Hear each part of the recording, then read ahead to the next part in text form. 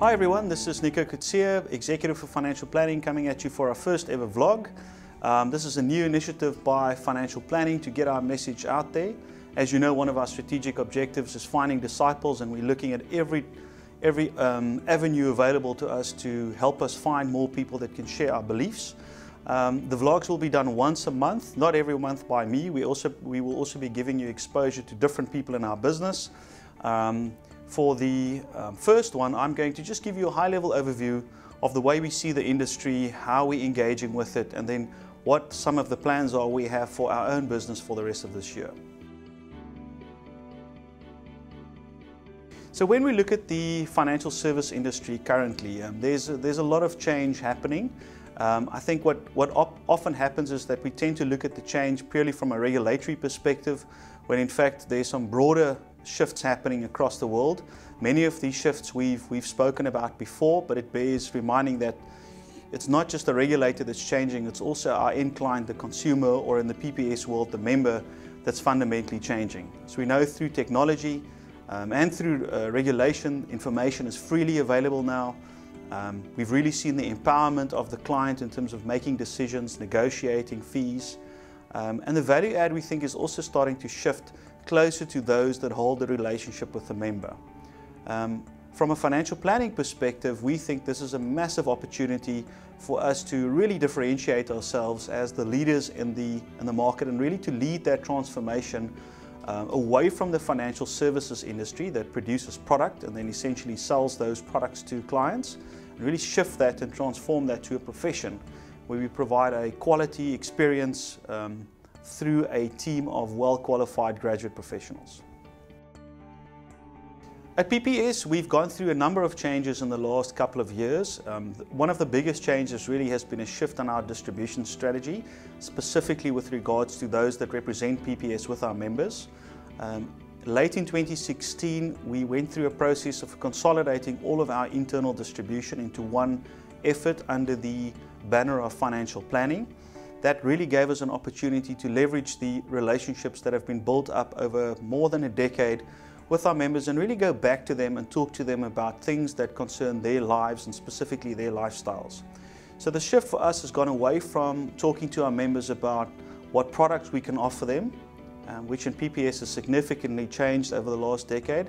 Really the emphasis on the conversation now is understanding their needs across their different life stages and finding solutions for them that may or may not include the implementation of a PPS product. I think internally this presents a number of challenges for us. As we know, we've gone through significant change from a people perspective. We've had a big change in our senior management structure, and that's really been the focus, I think, for the business over the last 6 months or so. We've also seen us really reorganize on a regional structure level. So we've moved away from a branch structure to a more regional management structure that will give us more focus in specific areas. It will also give us more breadth across the country. And I think there's significant change management that we still have to do. It's really about communicating how things have changed. And I guess this is one of those attempts at just getting a little bit closer to everyone and making them feel part of this change. From a process and a systems perspective, we know that we've got essentially 3 different advice processes, 4 different planning tools that we have to now consolidate under one advice framework. I'm happy to say that we've made a lot of progress in terms of putting that framework together.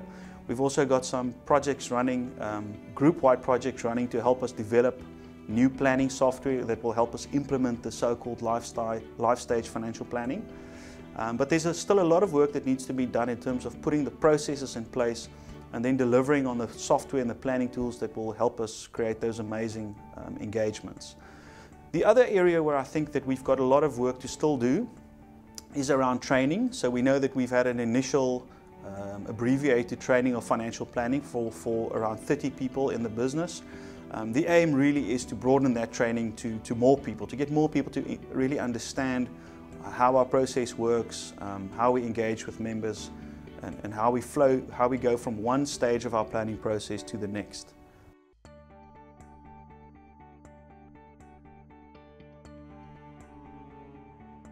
One of the challenges we face, and I guess also one of the massive opportunities we have in PPS financial planning, is that we focus our efforts across all the different life stages of our members.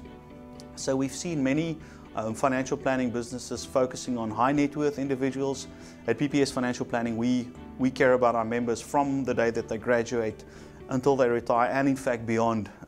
We now cater through them even then through our fiduciary services business, where we offer estate planning on the planning side.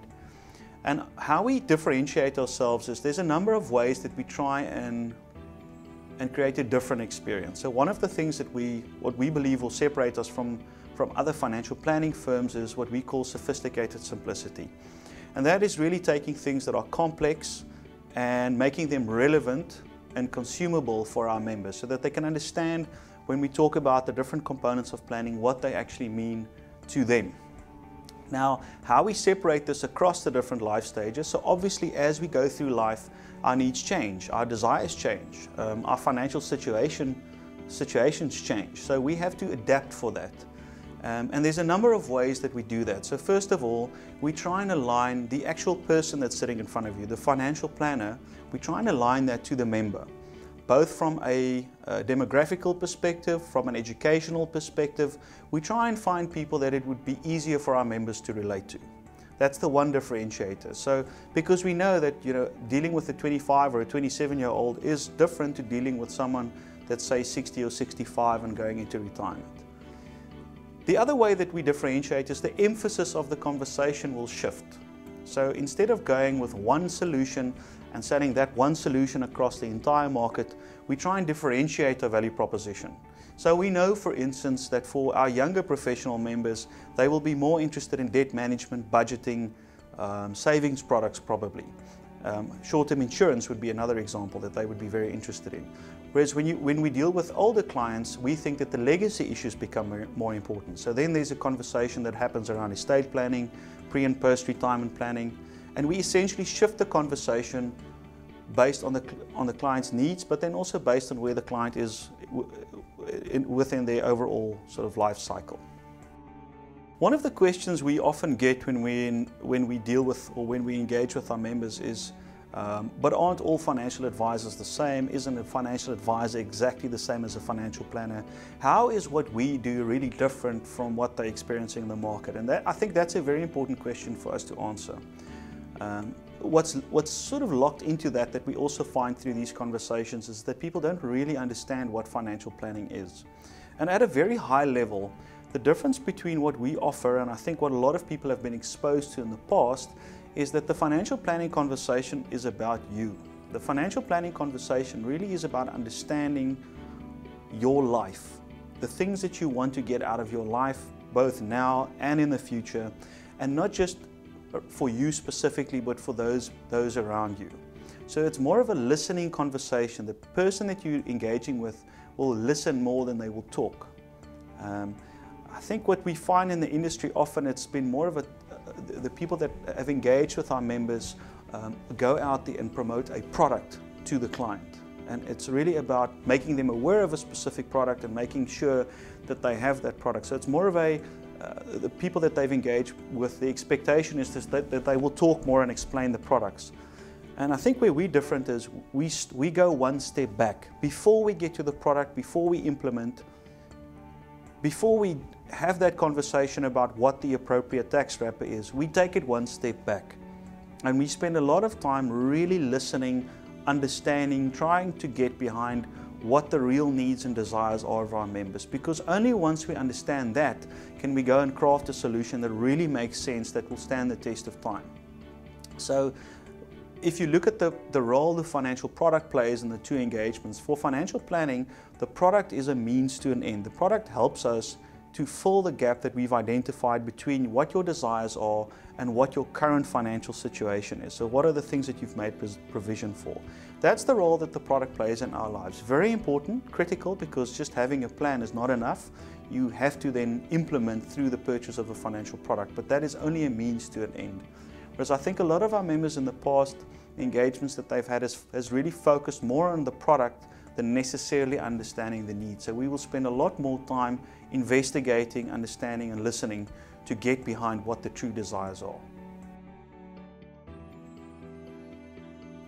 I guess a lot of you are wondering, so a lot of things have changed. Where are we today, and what are the things that we are going to be implementing for the rest of this year?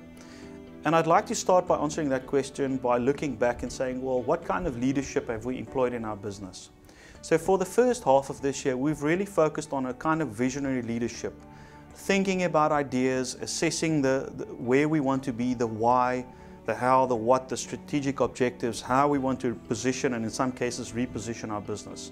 It's been very forward-looking, it's been very creative, it's been very open to new ideas and generating ideas. And I think that's got us to a very good place where we're now clear in terms of what we need to communicate both from a values perspective, from an objective perspective, and then the purpose, why are we here? The next half of this year really will be more focused on the thinking and implementing part. So how do we put the right structures in place to make the things that we are promising our clients real, consistent, and of a high quality? We're really shifting away from a visionary leadership style more to a results-based leadership style where it's about implementing. And there are a number of things that we focused on. So from a senior management perspective, we've broken these things into 4 different areas. So first of all, there are some cultural things that we need to focus on. That really relates to people, how they engage with the business, the values that they share, and what it's like working for financial planning. And there's a number of things that we want to put in place there. So there's some communication initiatives. There's some things that we want to put in the offices to make people get the sense. There's a video that talks about the smell of the place. What does it smell like, feel like, taste like to be an employee of financial planning, to be part of this tribe, so to speak. And in that regard, we've appointed an internal resource, a senior internal resource. So Henning Wilken will be taking over as head of talent and HR for financial planning to help us make that real. So he's putting some things together in conjunction with group HR that will make these things real. So we've got to look at how we bring people on board, how we induct them, how we train them, how we manage and how we coach them. And I'll talk a little bit later about some of the initiatives that we've put in place to really lift the game in terms of how we mentor and coach our people that work for us. The second area that we need to focus on is on the commercial aspect of our business. And there we've got a number of challenges. So we come from a legacy where there's been a very big focus on production, but not necessarily profitable production. And the big shift that we have in our business is to not just worry about what comes into the business, but also worry about the quality of business that we get and our ability to keep that business.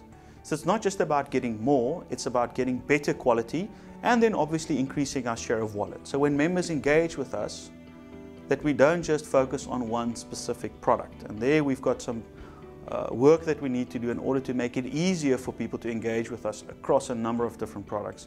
And we think this is where a lot of the tools that we're going to be building will really help us. This is where we think Microsoft Dynamics CRM will also help us, because it'll just give us more information on our members and what areas we need to focus on.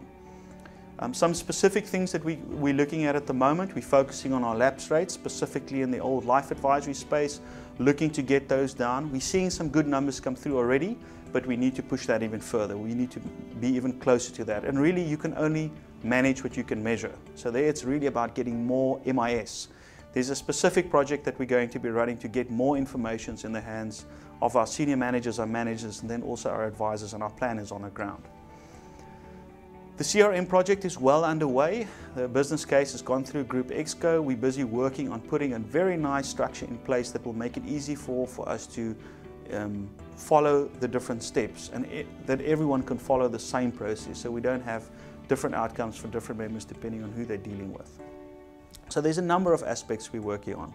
From a production perspective, which I think is relevant to the commercial aspect of the business, where are we?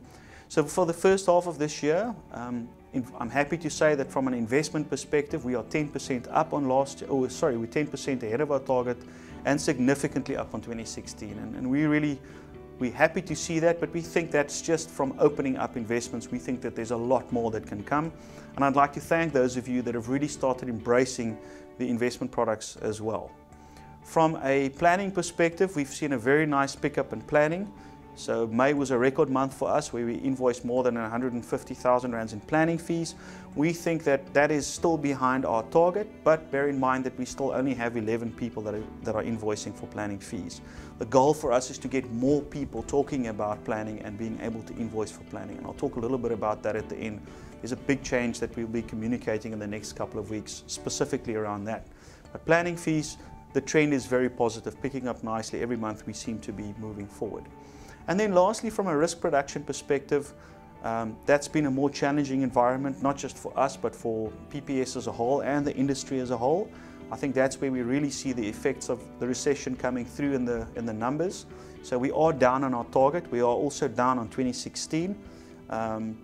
Although we are very concerned about it, and we've got some campaigns and initiatives that we want to roll out in the second half of the year, we do think that we don't want to compromise what we're doing just to focus on the short-termism. We want to really focus on putting the right things in place that will help us get the numbers, but also sustain the numbers, so we don't have to, go back every month, like some of you have to do as well. Start over every day, every month again.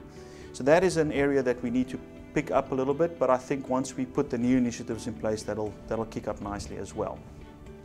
So culturally, we're looking at making it more tangible, making our culture and our values more tangible. Commercially, we're looking at getting more coming in through some campaigns and initiatives, making sure we understand where that business has gone, analyzing it, and then putting measurements in place to ensure we keep as much as possible. The third area we're focusing on also starts with the C, so culture, commercial aspect, and then the competitive aspect. And that really is about lifting the game for our people. It's about making all of us operate at a high level. So that speaks to training and development. And we really started with the senior management going down to regional management, and now the next phase really is focusing on the planner level. So for senior management, we've engaged on a leadership development program all around collaboration, making us work better together as a team. So essentially bringing these three divisions together and functioning as one financial planning business. The second initiative that's already kicked off with our regional managers is also a coaching program. There's one that will complete this month, and then there's a new one that we will launch in August as well for all of our regional managers that will run for the next 12 months. And that really is about personal development, accountability, self-awareness, and shifting our managers away from being sales managers more to advice, personal development coaches really. And I think that the people that will be the ultimate beneficiaries will be our planners. From a planner perspective, we are also investigating a number of things that will help us become more effective. And I guess the focus areas, it's obviously to get more people through the training, through the financial planning training. We've already put 30 people through, but really the emphasis there is just to empower our managers to go and train their financial planners in their regions. That's really the focus there for us. And then lastly, from a customer perspective, we've got a number of things in place. So first of all, from an incentive perspective, we've re-looked all of the incentives. As you know, we have the big annual incentive, the trip to Germany next year. We'll communicate the metrics we'll be using to measure that later this month. That competition will run until the end of January. We're very excited about that. I think we want to take as many people as possible, and that will obviously go across the entire business. That will not be limited to one specific division or one legacy division. What we've also looked at is other campaigns. So going forward, there will be quarterly campaigns focused on the teams, focused on the different regions. There will also be monthly campaigns focusing on rewarding specific individuals in the planning space, the advisory space, for the right kind of behavior, so that we have things happening every month. And that should be one of the big benefits of being part of an internal distribution division, is that you can run these incentives because it's within the scope of conflict of interest. So there's a lot more that we can do there to get you guys excited about getting out there. So that talks to the incentives. We also have some campaigns that we're busy getting ready for. So we've got a campaign specifically focused around the launch of the fiduciary services business, which we know will happen internally in July, and then August will go out with that. There will also be a big push from PPS Group around the robo-tools that will be launched sometime in August. That will be hugely beneficial to us as well, because I think the vast majority of our planners will actually end up using the robo or the guidance tools as they're known to go and implement the advice. So lots of things happening.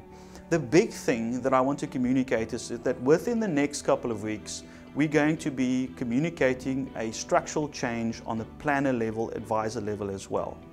Now, without giving everything away, I would like to say that one of the big challenges that we've become aware of as we've gone throughout this year is that although we've consolidated the divisions under one division, those silos still exist in the regions. And as long as we have life advisors, investment advisors, financial planners, I think it will always be difficult for us to see ourselves as one division. And it's important to understand that we are all financial planning, we are all financial planners. So there's a lot of work that's been done by the senior management team to communicate a new structure, both in terms of what people are called, how people are remunerated, and what the focus areas are. And my message there is consistent from what I said at the beginning of the year. Whatever we put in place will be the same or better than you have now. It will take into consideration what we want to achieve culturally. It will look at the commercial aspect of the business. So as much as we may want to pay everyone a fixed salary, that is not viable. We have to look at smarter ways of getting people to engage with the planning conversation. And I think we've come up with some really good solutions that through the next couple of weeks, your RGMs, your regional managers will be discussing with you so that we can really finish 2017 on a high. And just to wrap up, I think 2017 for financial planning as we know externally, or internal distribution as we know within the group, really has been about getting our house in order, consolidating, putting the processes in place, getting the systems up and running, doing change management with our people to ensure that we're all on the same page. And I know it's been a difficult year for many of you. I know it's been challenging, and I appreciate those of you that have stuck with us, that share the belief, that can go with us on this journey. I think it's, I keep saying it's never going to get harder than it has been the last couple of months, and I absolutely believe that. The second half of this year, you'll start seeing the processes more clearly communicated, documented. You'll start seeing the training happening in your region. You'll start seeing the system slowly but surely rolling out. You'll start seeing your managers engaging with you differently. So that when we get to the end of this year and we get ready for 2018, when we kick off next year, we can just hit the ground running.